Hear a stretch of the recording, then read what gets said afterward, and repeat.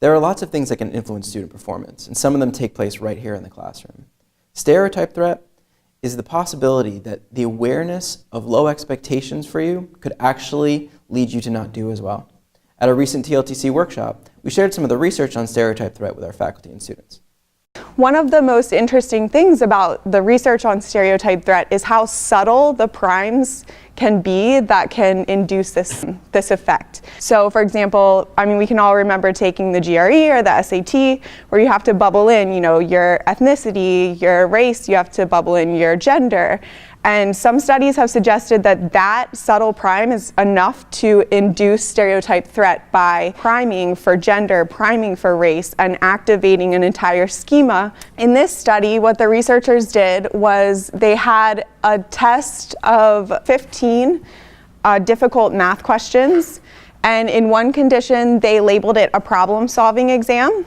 And they told students before they took this exam that men and women performed differently on this exam. They didn't tell them which direction it went in, so they didn't say men performed better or worse. They just said that the genders tended to perform differently.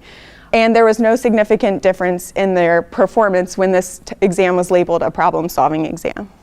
But when they took the same exact test and told the students the same exact thing, but labeled it a math test, all of a sudden we see this significant decrease in female performance.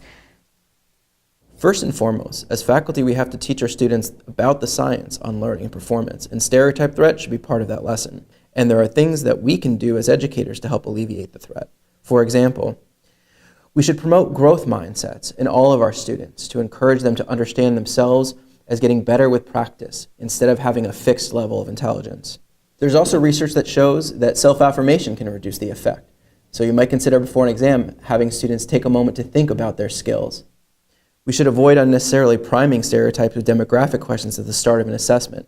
Not too common on an exam, but in things like GREs and SATs, it's often the first box you check. And finally, there's some evidence that learning about the effect can help students overcome it. All right, so going back to the study we looked at earlier, this is the one with the math test versus the problem-solving test.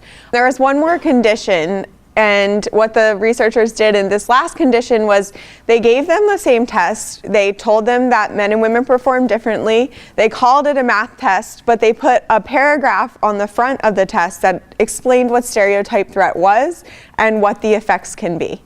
And there's no significant difference in their performance. So simply by having that little explanation on the front of the exam, it completely alleviated the effects in the just math test condition. If you'd like to learn more, visit our website, check out our workshop series, or schedule a one-on-one consultation and see how we can help.